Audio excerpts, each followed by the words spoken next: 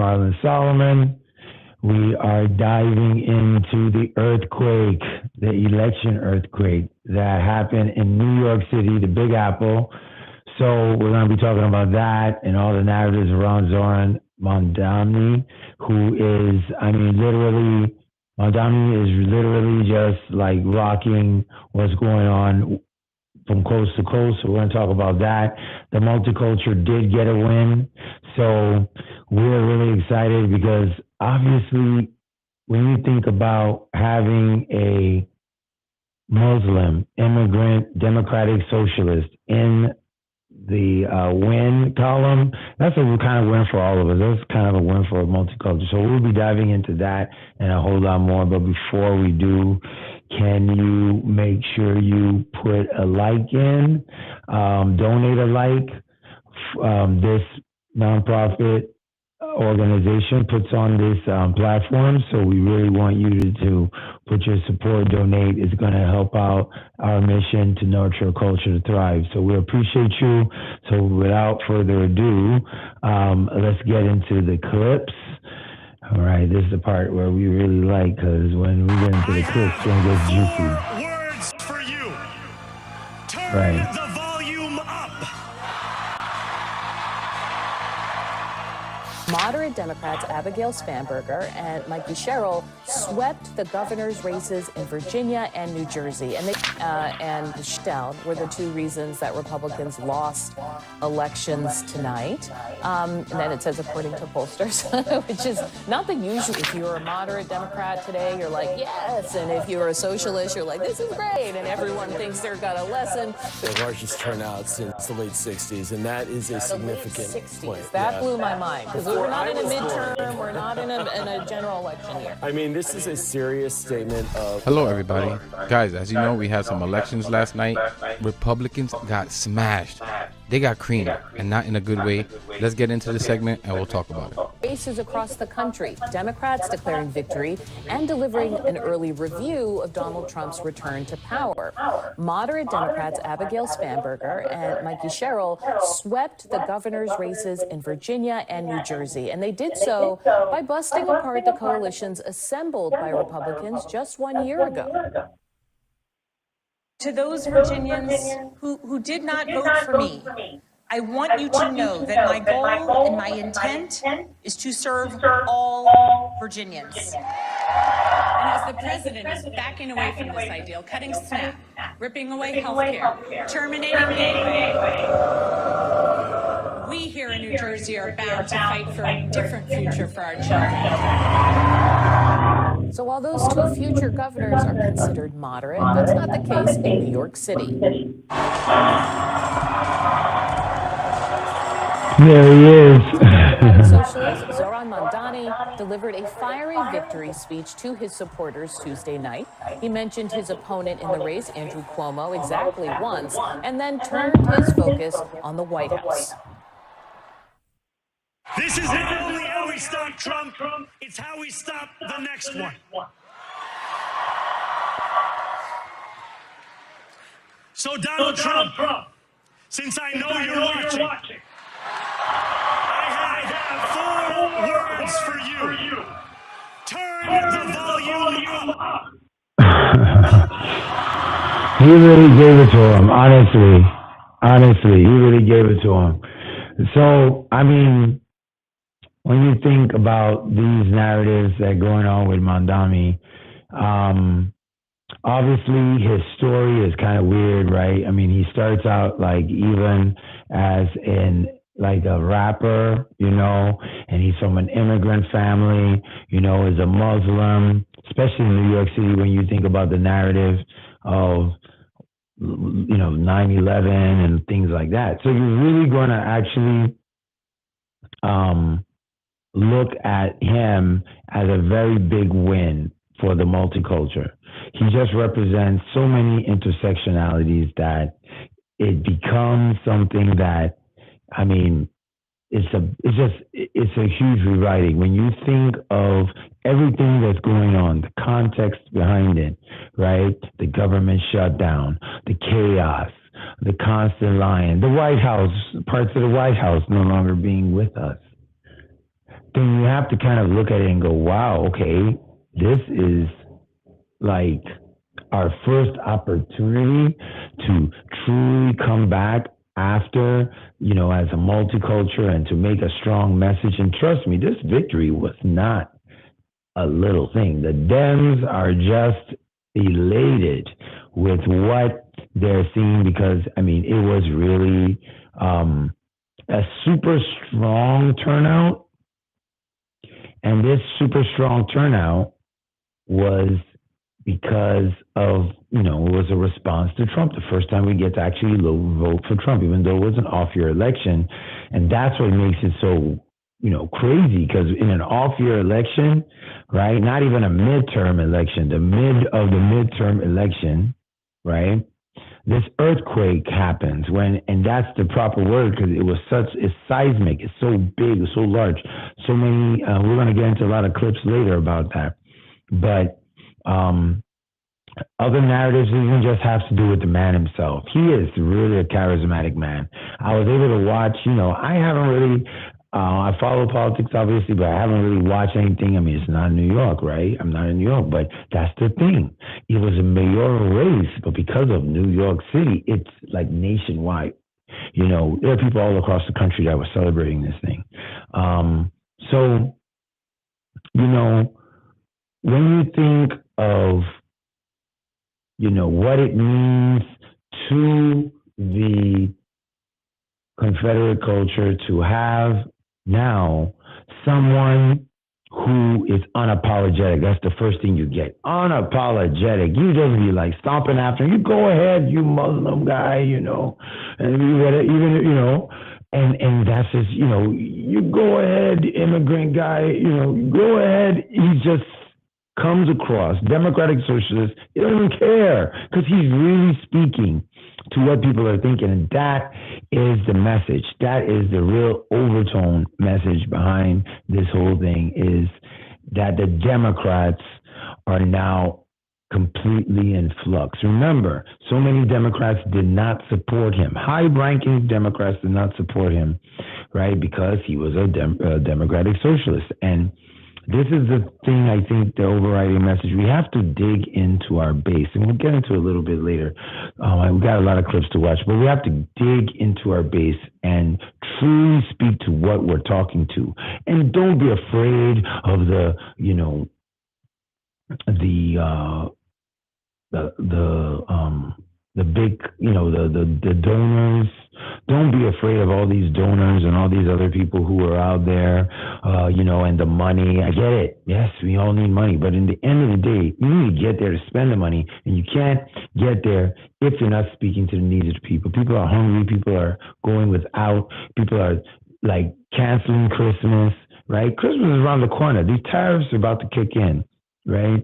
So we've got to really start looking at the situation from, you know, like, you know, holding people together and the hope. Oh, my goodness, the overarching hope of what he represents. You know, when you can see everything going crazy, they're picking people off the street, kidnapping people. They're blatantly making money, violating all kinds of Hatch Act. I mean, I don't even know that they took a hatchet to the Hatch Act. I can tell you that much. And so we've got to really start this process of looking, you know, more at what is it about Zohran that is striking a chord. So let's listen to some more of his clip and we'll get back to another side.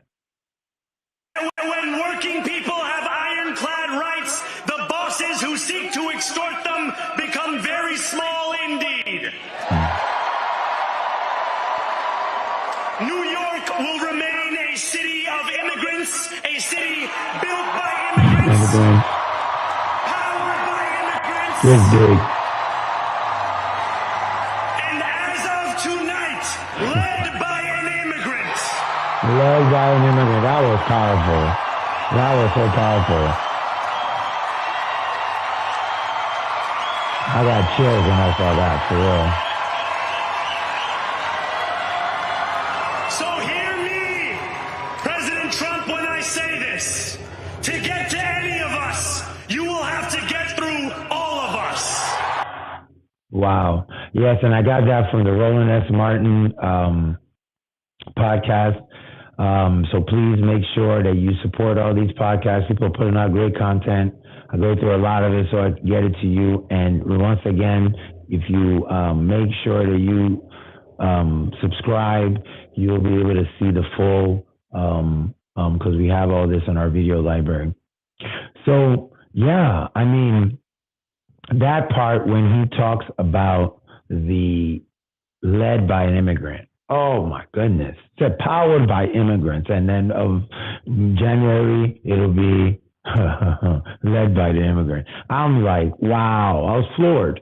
Because you see, the charisma is undeniable. The authenticity is so strong. It's so clear. I mean, I wish I could speak so eloquently. This man, I mean, he's a man for the moment. And it is clear that the impact of his election in New York City, I mean, if you see some of the ads, I was thinking, okay, should I put on some of these videos that the clips of, no, I said, you know what, just like him, he says the part that he's going to say the name Cuomo for the last time. And look, we're trying to survive here. We're trying to solve problems for the community. So we're not even, it's the last time I'm going to say his name. So I said, I'm not going to put any of those clips on here. But the message to the Islamophobia, the hatred, right? In the end of the day, the Confederate culture being exposed, unfortunately, we have to go through this, but in the end of the day, I think we are in a pivotal, transformative moment in our country. And I think that we are in the process of finding out who we want to be. And you think, wow, it's 250 years next year. So, I mean, we should already know. I get it. But it's because of the narratives that have been so warped and so, they've been teaching people about Christopher Columbus discovering America for so long. But the story of the Native American is coming back, and because of that, there's a clash of the narratives, and we're going to have to decide: do we want to believe, it's like red pill, blue pill, right? Do you want to believe that Christopher Columbus still discovered America, even though you know of the evidence and all the things that do you want to continue saying that narrative, or do you want to say the Native Americans discovered America? They were here long before us, right? That's what we're going through.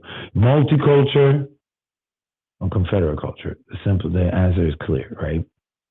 So, once again, I'm going to take this little time before we get to the next clip, talk a little bit about the Afro-American TV video library. Now, it's got everything you would want. Okay, let me start again. I'm a teacher, all right? And I started the Afro-American Academy. It's a nonprofit here in Boston. We do a lot of research on and develop curriculum from African-American history to redlining, urban renewal. When we create content, do a lot of great stuff, right? So the Afro-American library, right, it's got all kinds of videos, history videos, things we've used in classrooms. It's just great content, right? So we wanted to create a space where you can go to as parents, and if you see something you like, you can share it with your kids.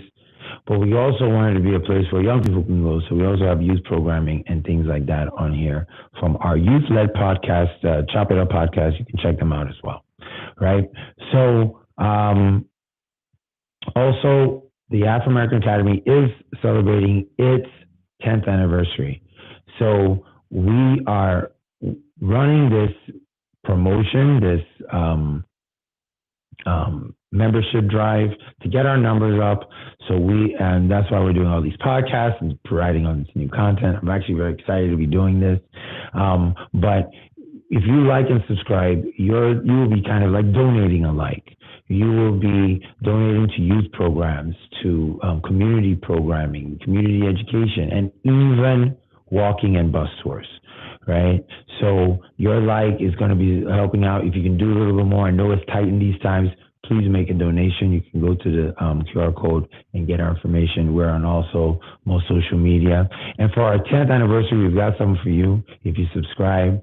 So we are going to be premiering our original produced Red Line Narratives documentary, The Lost Cultural Hubs of Boston, December 15th. And if you subscribe before then, you'll be grandfathered in. So when everything gets where we want it to be, you'll be getting all the membership content for being a foundational member. So we want to thank you for your support.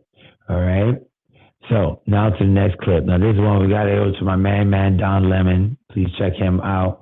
Once again, all these videos are on the YouTube channel, so please make your subscribe now, right? So let's get to this clip, and we'll talk about it on the other side. You would think that Mamdani got up there and said, "We won, bitches. Go to hell, Trump. Suck it, Cuomo." He got up there. When you win, you get to pop your shit a little bit. You know what I'm saying? You're gonna be like, you told me they called that man everything but a child of Allah. Okay, so if he wanted to pop back a little bit, clap back, then he was entitled to do that. Look, the inauguration speech is where you have the let's kumbaya, let's all come together. You don't puff your chest out. You act all, conciliatory and diplomatic, but on victory night, on election night, on a blue wave night, where you have Molly, the man who has impugned your character, who had everybody, including Donald Trump, up against you, then you are completely entitled to clap back just a little bit. And so, he just did what he's there to do. He's there to slap you down, to be like, oh no, respectability politics. But Zohran did not win off of respectability politics. He won because he really spoke to the issues that resonated with people, not because he was docile and not because he was, this weak character. It was because he projected strength, but in a nice way, as Jennifer pointed out. So look, man, just instead of being loud around, just be quiet around for a change. Are you telling Van to have several seats? Yes, have a whole bench of seats. Okay, stadium full of seats, whatever, however you need to sit down, just sit down, just a little bit. Yeah. Look, I don't know what I understood what he was trying to say, right? And that, but you articulated it, I think, in the perfect way, Reese. That's for an inauguration speech. Yeah. Now, when he said it, I was like, oh, that's some shade right there, right? But, they did call him everything, as you said, but a child of God or a child of Allah. The reason. Yes. I mean, they have been going so in on the Democratic Socialists. And of course, he's a threat. If he's successful, then he'll dispel a lot of the false narratives that were fed about how capitalism and socialism work. And I think that is one of the key narratives. And, a lot of times in America, we talk about these words, socialism, capitalism, as if they're just so like black and white. Like you're either a capitalist community or you're a socialist community. And that's not how it works. Okay, capitalism is an economic system, but there are many social fabrics that can be put, or cultural infrastructure that can be placed on top of the capitalism to produce a certain kind of economy. For instance, if we're such a capitalistic community, right? If we're so capitalist, then why are we competing with China, a communist, socialist country? They obviously have to be capitalist if they're competing with us, because we're the capitalists, right? So capitalism is, yes, it is a form, and I believe in capitalism, but there is also in our beautiful America an increased amount of socialism. Right? Because what is socialism? Socialism is like social programs, social safety nets, food stamps, right? When you go to the hospital, they don't say, oh, do you have money? Oh, I don't have money. Oh, you don't have insurance? Okay, well, go ahead and die. They don't say that. They have to treat you no matter what, because guess what? No matter how righteous you try to say we should be capitalist, you can't be heartless in the process. That's the trick. That's what makes this whole thing tick, is that we're human. We are different kinds of human. We are the multiculture. And because of that, there's got to be room for love in our economics. If you do not build love into your economics, you're going to have hate. You know, people think I'm playing around with this, but there's literally economy built around multiculture, and then economy built around Confederate ideology. If you go to the South, let me tell you what, and I think there's a clip, I don't know if I added it, but if you go to the South, there's no, and I mean no, right? Like buses and mass transportation. Why? Wonder why, right? Sort of like even, you know, they don't want to have a situation where they're spending their tax dollars on people that may not look like them. And that's how the economy is built, right? So you have to have a car, you have this, they have more roads and bridges and highways. Why? Because they're not going to have Boston, a lot of cities in North, we do have a lot of communal infrastructure, right? Right? So this is why a lot of this stuff really, really, really matters. Whether socialists and they're going, he has ideas like,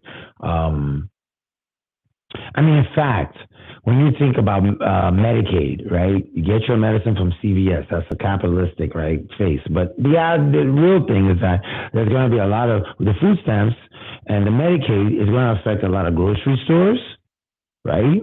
Because grocery stores, they're selling their goods, and they're getting paid back from the government as a subsidy, right? That's socialism. Sorry. Vouchers for housing, same thing. The landlords are because the government subsidy is not going to come in, right? So the point I'm trying to make is that we do have, right, levels of socialism that we feel are necessary in order to have this capitalistic society. So maybe the solution is more targeted, more deliberate, rather than it being a byproduct of trying to be a, capitalistic only, and then if you don't have it, you suffer. So this is what I think Zohran Mamdani brings to the table, is now we're going to see what the grocery stores, where now you are making government-run grocery stores. What's the difference between a government-run grocery store or a grocery store that cannot run without government food stamps? What's the difference? There's obviously a difference in is that the optimum way of doing it, or are we just doing it so we can say we're capitalists? Right? So the jury's out. Nobody's making a decision here nor there, right? Because I guess when you think about the level of conservatism I have, I do see myself as a physically conservative. So I want to see, does the system work? It has to make money. It has to make money to make sense. It has to be cheaper to make sense. It has to be more efficient to make sense, right? So we'll be coming back and checking on him because we're going to hold him accountable. I need to ask him to be held accountable. So that's really good. All right. So, So the next clip, right, is from Joy Reid. She really breaks down a lot of stuff. I love Joy Reid. I'm so happy about her. I didn't add a clip in because I want to do this separate. I'm going to talk about the independent media and what we're trying to do, even here at the African American Academy, is just join this. This is what really saved democracy. Is that now a lot of the linear television, CNN and all the normal TV, because of Trump and the rest of the Republicans have this, hold of the FCC, how they were canceling people and controlling the media, they're really kind of in a bad position. While now you have all these great media personalities, Joy Reid, I just showed you Don Lemon. These people are keeping you informed, and they're keeping it real. They're blowing out the curse words. They're going out to the streets, right, and dealing with the real people. They are unchained, and I hope to join that, not on their level, obviously, but I'm just saying, like, for our little podcast, for what the work that we do, we are, this is a new wave, and we can't wait to hear it. So anyway, without further ado, let's get into the clip. Bipartisan message, pragmatism, and note she got the getting costs down piece, which Zohran Mamdani has zeroed in on and which every Democrat is trying to also pick up on. Okay, so we'll note that. I want to also note there was some history made in those Virginia races. Ghazala Hashmi, she was elected as lieutenant governor of Virginia, making her the first Muslim statewide elected official in all of U.S. history. As all of U.S. history, Ghazala Hashmi, who was a state senator in Virginia, she wins. Huge race. If you're a Muslim American, she made history last night, as did Mamdani, first statewide elected Muslim woman in U.S. history. Another victor, Democrat Jay Jones, who was elected Attorney General. It was a slightly longer wait. Those of you who were on with us last night, thank you guys for being who tuned in last night for our live coverage. Big ups to everybody who did that. By the way, did I mention that you should like and subscribe and share? I don't think I said that, but do like, subscribe, and share. If you were on with us last night, we talked about Jay Jones, and we went through the sort of excruciating, slow wait for him to get through. But he did. It was a closer race than some of the others because of the sort of text message controversy. But here's Jay Jones giving a little bit of his speech last night. It was a hard-fought campaign. But at the end of the day, this election has never been about me or my opponent. It has always been about every single one of us and the future of Virginia. And this election, this victory is for you. And for every Virginian who is lying awake right now. Not because they're following along with these election returns, but because they're worried about their future, for themselves and for families just like mine. We have big fights ahead of us. Our Commonwealth and our country will continue to be tested. But tonight I make this pledge to every single Virginian. I will never, ever stop fighting for you. Okay, we can leave that there. And that is going to be important because if you're in Virginia, you now have an attorney general who's likely to join the lawsuits that other states are engaging in over SNAP, SNAP and withholding that SNAP money from the federal government over protect your abortion rights. That's going to now happen. You're going to have somebody who'll do that. And also, if you're a federal worker, and a lot of federal workers live in Virginia, you will now have an attorney general who's likely to join the lawsuits, preventing you from getting laid off and fired illegally. So that's good news if you're in Virginia. That was very pragmatic to not worry about some silly text message controversies when the other side have group texts where people are saying, I love Hitler.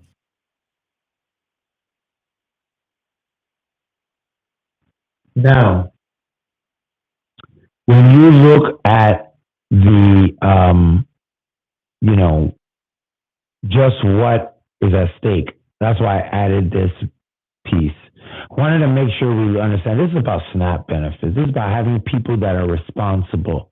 I saw another report the other day about how we literally they took out the career terrorist fighters, the career, like all the bureaucratic, like there's somebody said like centuries of experience and intelligence. And because of that, right? Because the FBI is fighting Trump's wars and chasing after this. Literally, there's like no accountability with the people. There's less respect. People are feeling more emboldened because they know. Like you think the people like the KGB doesn't know who some of the top people are in the American government? In intelligence, and those people aren't there. Who's there? Oh, that guy? Right? There's a lot at stake. Safety, food now, right? Your happiness. Your kids are going to suffer. Okay, kids are going to suffer. We're not even talking about the international ramifications, right? What's going on with Canada, or the people that USAID are no longer serving that are just dying and we're not even hearing about it, right? So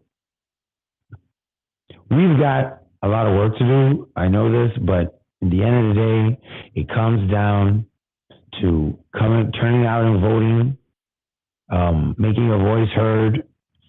We're doing this podcast, educating people, because we'll have a little audience of people, and those people will hear our interpretation, maybe add it to what they're going to do, right? So it's just important at this point in time. What happened yesterday was a monumental shift, the beginning of the multiculture for real. And if we don't take the time to learn and understand, it's just going to be problematic, and we're going to get into a lot of the solution with the Dems here a little soon. But before I do that, please, if you like the content, you want to support us, like I said, you want to support our nonprofit, please make a donation to the Red Line Narratives podcast, and we would appreciate it. If we're also on Substack, you can subscribe to our Substack. I need to get some new Substacks up there, so I'm going to be doing that now. I'm getting into this new independent media section. It's going to be fun, sharing all of what we've been doing here at the African American Academy. And of course, get the merch. The Red Line Narrative merch is there. We have a 10th anniversary 10% sale off to December 15th. So just go in there and you put the promo code anniversary10, and the rest is magic, up to you. So we'll be, thank you so much for that. Let's go into our final little stretch of clips, and I'll let you get about your evening. So we're really going to talk a little bit more about the Democrats now, and just looking at them and understanding what it is that they've got to do. Because see, we have an establishment that is causing problems now, and we've got to do more to hold them accountable and tell them the kind of leadership that's winning now. This is a blue NAMI, yes. And it's going to be that way in 2026 as well. But the Democrats need to hear what we're saying when we're at the ballot. We're not just saying we're tired of Trump and the Republicans and what's happening in our country, because we are. Right. We're also saying, do something. Don't just win because you're not Trump. Do something. Don't just hold the seat. Don't just be the moderate establishment Democrats that we're tired of fucking dealing with. Don't just be the status quo all over again. I'm going to tell you something about Abigail Spanberger. I'm glad she won. If it was Winston Sears, Virginia had spot. Abigail Spanberger's a moderate establishment Democrat centrist. That's just facts. Sue me. And I promise you that Virginia is ready for a progressive leader. This idea that I keep hearing on the internet that Zohran Mamdani's campaign would have only worked in New York. Yes, you're right. Where I'm from, free busing wouldn't have been a good platform. We don't have fucking buses. But Zohran Mamdani, if he was living in my town, would have won. Because here's the thing about Zohran Mamdani that the establishment Democrats are not fucking understanding. This dumbass talking point that he wouldn't have won anywhere but New York. Do you realize that in Los Angeles, to fucking Massachusetts, to Mississippi, I seen a video this morning of a podunk hillbilly ass town in Mississippi celebrating Mamdani's victory in New York. I mean, people are pissed off they couldn't vote for him. It is a mayoral race that was celebrated from sea to shining sea. And here's why. Mamdani got on the ground and talked to the people and said, here's the problems in my city. So here's the platform we're going to put forward to solve the problems in my city. And people see, smell, and can feel authenticity. And he authentically wants to work with people to solve problems that face the people. So whether Mamdani was in any other city of the country, he would have fucking won. Because he would have got on the street, he would have listened to the people, and he would have stood on business. Let me tell you who is not standing on business.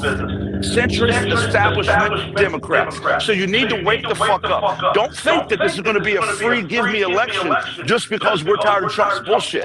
As soon as we're done getting Trump out of here and we're done triaging that problem, you establishment centrists are next. Either get progressive, stand on business, or get the fuck out of the way. I guess he said what he said. He said what he said. I know he said what he said. Good on business. Yeah, well, he said standing on business. Yes. So one of the narratives that they're talking about, obviously, is this. It could only happen in New York. It can't happen anywhere else. Come on. I think that is not true. This is too seismic. There were like state elections all over the place. They got overrun. And you see, the thing about it is that when you think about that, it's only a year ago that he got elected. So within a year, the turn is seismic. That's why I call it an earthquake. I must be hungry. Earthquake, right? And the election is this is the earthquake around the world, literally. Okay, it's not about just New York.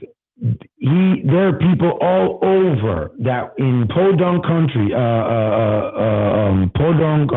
people in the South, in some little old town, they were celebrating. All right, from sea to shining sea, everyone out there is understanding what is happening right here, right now, and they feel it, and it's a bit of relief, it's a bit of hope, because we've just been seeing one thing after the other, and like, oh my God, and to just get that feeling. But what he's saying that is so important is that these Democrats need to get their stuff together. Let me tell you what, the multiculture, we have something to do. I'm going to go back a little bit in history and talk about how the Confederates deep-stated the Republican Party, okay? So we used to have a Republican Party full of conservatives. They knew they had some racists in their group, but nonetheless, these people were conservative Americans. They were like John McCain, the late great John McCain, the last great Republican, right? Thumbs down to save Obamacare. Y'all remember that. So this is also part of his legacy, right? They're trying to gut the Affordable Care Act, right? And this story of the Tea Party, this story that was economic anxiety, all these things, right? Those false narratives, it was about this race. It was about, white supremacy. That's what it was always about. Okay? But white supremacy exists on our side too, right? Yes, the white supremacy on our side isn't as potent, but in a way, because, these are the better angels, so to speak, of white society, we kind of go, okay, we give some passes, but the infrastructure, right, is still there, okay? The people who are on top, the people on the bottom. Now, on the other side, right, on the Confederate side, well, yes, there's not really many people on the bottom because they don't have nobody of poor people are not really in, well, poor people, not say that, the white poor people, but people of color not even in their group. All right? So the Republicans got kicked out, all of them got kicked out by these Confederates. And when they did that, they replaced the old guard, right? So then all the old guard, like the Mitch McConnells that really don't understand how crazy this is, but they go along with it. The old, Republicans, I don't like using Republicans because they're Confederates. All these, so this guard, they already know. Remember, they kicked out so many of their, all those old Republicans of like 5-10 years ago, they're all gone, right? So in our side, that thing still exists. They're these corporatists. They want order and peace and stability so they can continue to make their money and have their peaceful lives and family. This is the real silent majority. This is the Reverend Dr. Martin Luther King talked about them in the letter of Birmingham. I think I should actually do some. We have to talk about that. We have to see that. I believe there's something on our YouTube channel on that. Check that out. But these white moderates that keep quiet, and I get it. It's not like people are sitting down there rubbing their hands. Oh my God, how are we going to get these black people? How are we going to do this? No. But when you're so far away from having hunger in your family or having any real strife, or you live in a community that has been stable for centuries, right? Then there's a comfort that sets in. That's all. And that comfort, right, disconnects you. And that disconnection, because you feel you're doing the right thing and you're not, you're just trying to live your life, I guess, that disconnection only adds to what's happening because the infrastructure is developed already to discriminate. The laws and all the roads and bridges and everything else already built that way. That's how COVID worked. I always made the joke that, oh my God, COVID just seems to be the most racist disease ever because it just goes after people of color. It just kills people of color, right? But it's not that. It's that COVID is working within our infrastructure. So if you live in a tightly confined space, like in a poor community, right? You can't be social distance because you're living literally in tight, confined, congested quarters. So the disease spreads more. So it's the infrastructure that's really making it so that it's hard for people to social distance and things like that. Right? So that's what we've got to do. We've got to stand up, and the people who've been trying to fight, the AOCs, right? Bernie has been doing it forever. Kind of funny how when times change, Bernie goes from being crazy to now being like a revolutionary guy that thought things out 100 years before, right? But then you still have Jasmine Crockett, right? But all these Jeffries, all these other political pundits and all these establishment Democrats, they're going to have to be really, like he said, you have to fall in line with a truly unapologetic multiculture and feed the base. And if you say, well, why is that a good thing? You need to go for the moderates. That is, you know what, that really does make sense in the old world. But let's look at what even the Confederates, the Republicans do now. They feed their base. They were talking about cats and dogs, right? And still Haitians voted for them. So they were feeding the red meat to their base. All they do, they don't worry about the middle, and they bring out the passion in their voters. All right. Now, for the Democrats, that means that you have to look at your communities of culture and let them do the leading. You have to let the Mamdanis come out. You have to let the AOCs run this. It's not low, far liberal left, and they're so progressive. Progress. It's about progress. Yes, there are going to be mistakes along the way. That's the thing about progress, being a progressive and being a leader. There is no blueprint to follow. We've got to, look at what we've got to make some tough decisions on. How do we make our world better? That's what the multiculture is all about, right? And if we're not taking this as a push towards that, then we have to be. We actually can't afford to not do this. We have to build something organic that's going to move people together. So anyway, I got one more clip, and this is left my little girl Danielle Moody. She's gonna bring us home, but it's just so important that we in the multiculture hold these leaders accountable. If you're not speaking powerfully, authentically, not couching your language, we don't have your time, and that's what I think the message is behind this. All right, Danielle. You never win fairly, even when you win. You know what? You know who won last night? Diversity, equity, and motherfucking inclusion. Do you know who won last night? People of color, women, queer people. Like, This is who America is. Why are you suddenly saying we should have gotten out the vote? You don't get out the vote. You don't ever want people to vote. You cheat. That's what you do, and you call it a democracy. What I want people to remember about this moment is that the Democratic establishment wanted to be successful in bringing Mamdani down. They spent $22 million to try and bring that brother down. $22 million.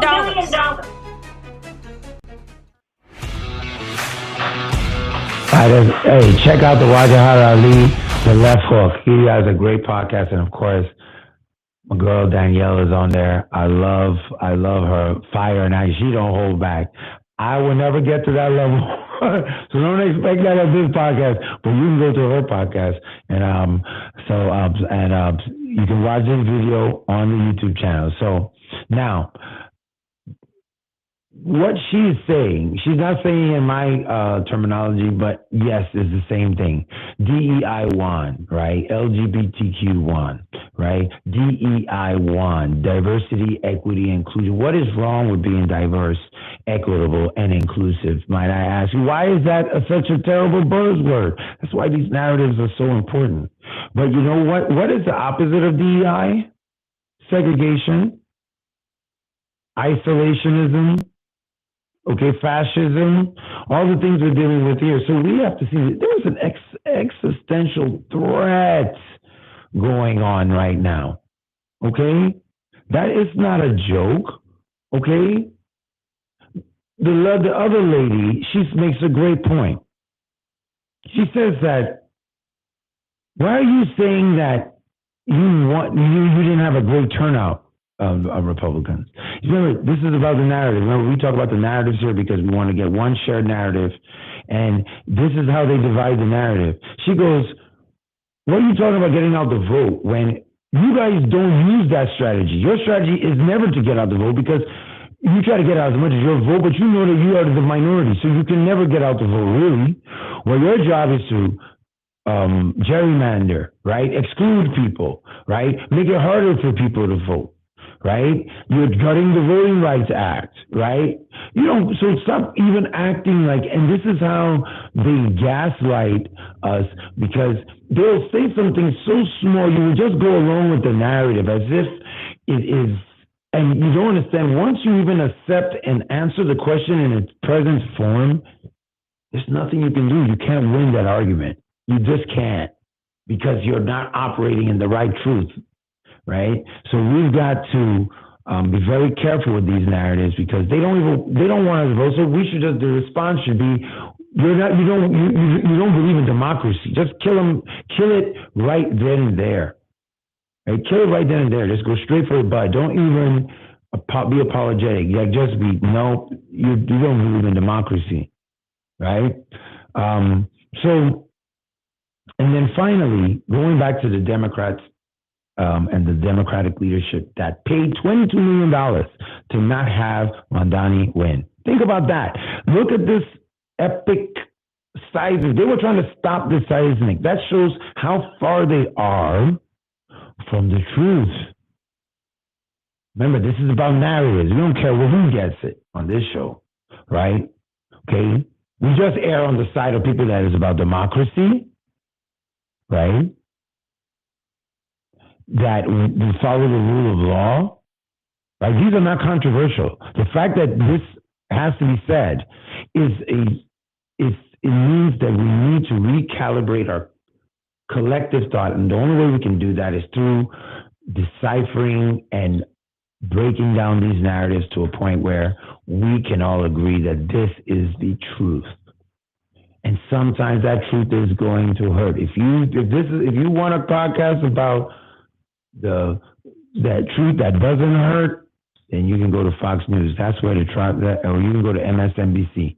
But here, I'm going to be fair, and I'm going to give you my honest opinion. But I've been saying this for so long that Kamala Harris, like, we're not even holding Kamala Harris up because she lost. Why? Was she not right? She was right about everything. So we should be saying Kamala was right. But when we exclude Kamala from the conversation, we're saying we were kind of wrong in a way. There's nothing wrong and apologetic about it. She couldn't even probably say what she wanted to say because she was beholden to all her donors, right? The class that, doesn't want to give up their control over the situation, still want to be the saviors.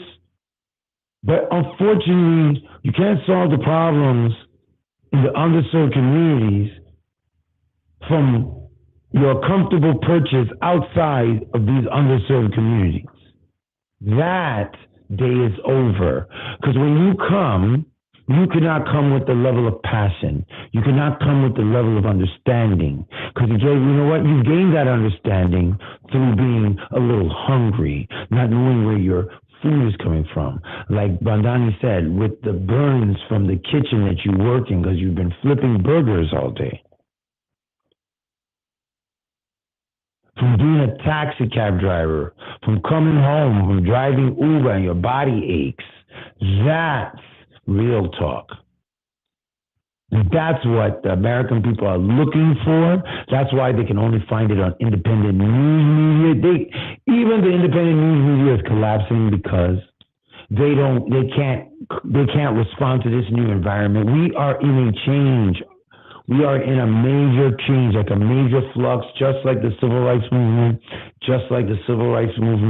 We are there. And if you don't believe me, the government has been shut down for a historic length of time. Never been done in American history.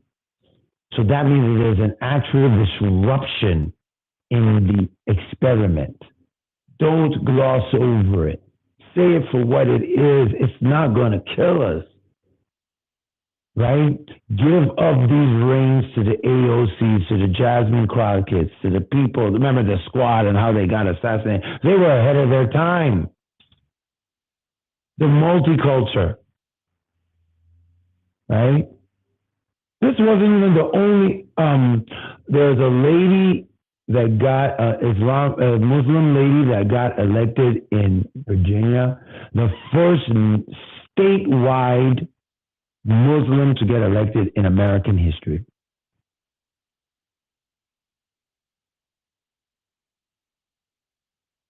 In Virginia.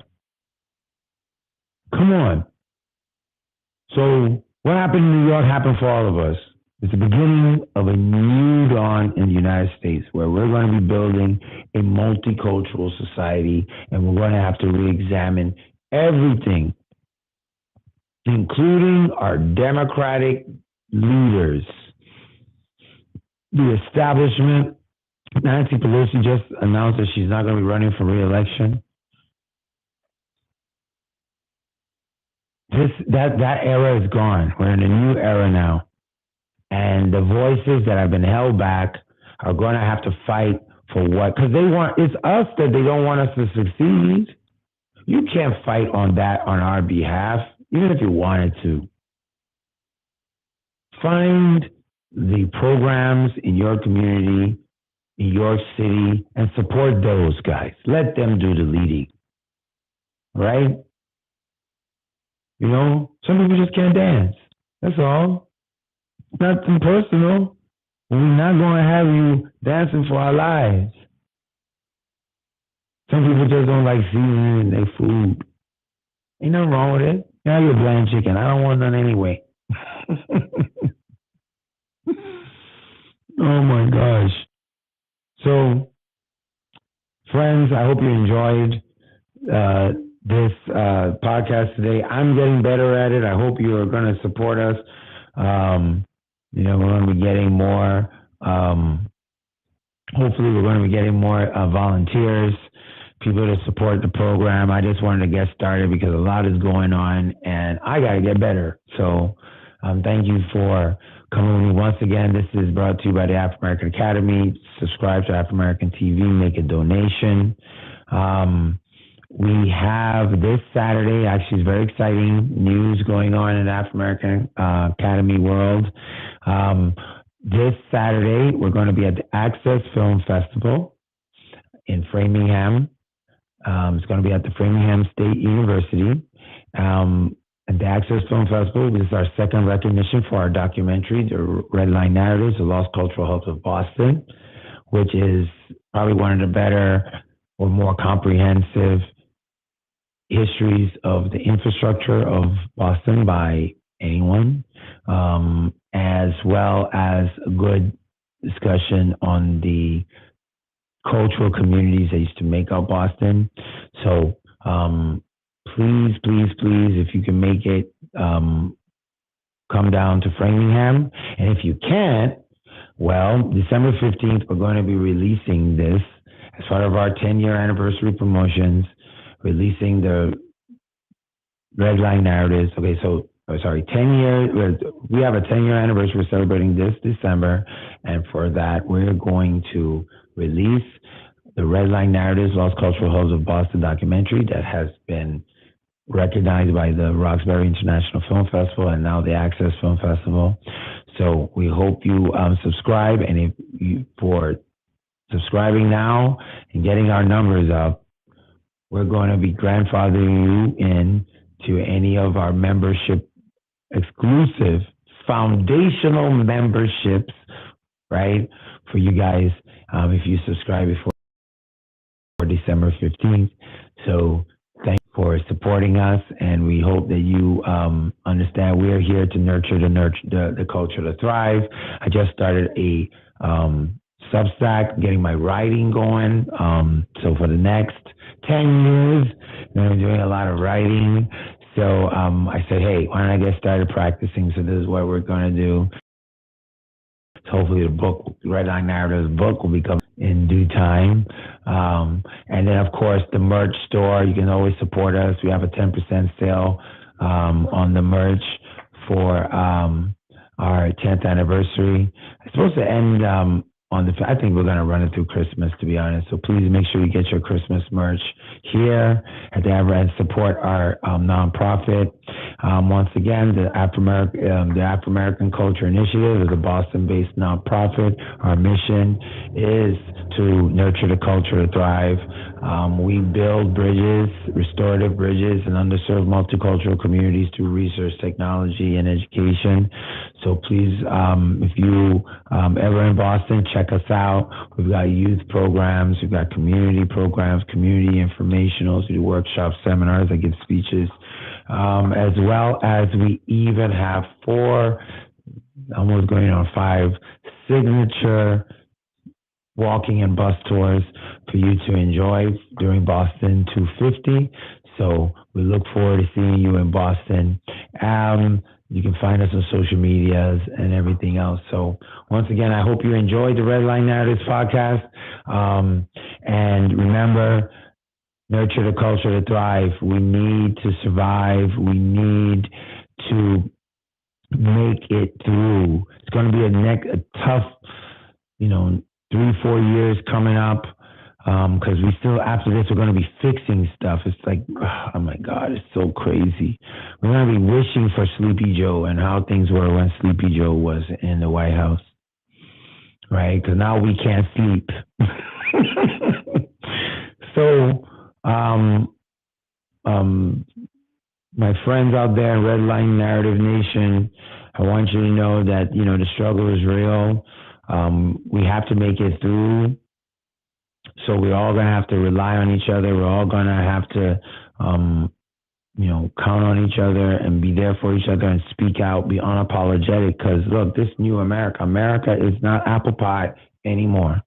No. So, like I said, all right, nurture the culture to thrive. Until next time, peace.